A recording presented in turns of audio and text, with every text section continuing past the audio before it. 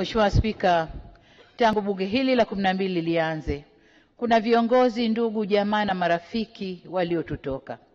Kama tunavyojua, tuliondokewa na hayati Dr. John Pombe Magufuli, rais wa awamu ya 5. Vile vile tuliondokewa pia na hayati Mzee Ali Hassan Mwinyi, rais mstaafu wa awamu ya 2, hayati Cleopa David Msuya, aliyekuwa makamu wa kwanza wa rais na waziri mkuu mstaafu, na hayati Edward Ngoyai Lowassa, aliyewahi kuwa waziri mkuu. Mheshimiwa Spika, hata katika bunge hili wapo pia wabunge wenzetu tulikuwa nao wakati nikizindua bunge hili tarehe 22 mwezi wa 4 2021, ila sasa wametangulia mbele ya haki.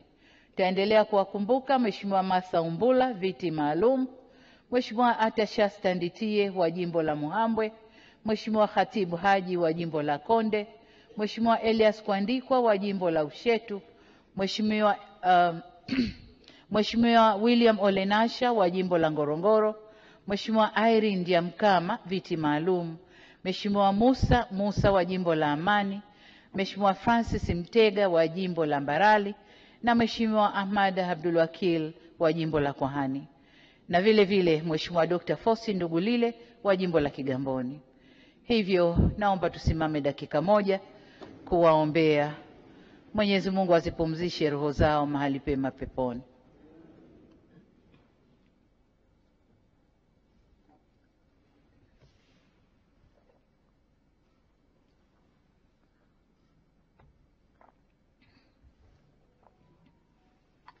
Amin.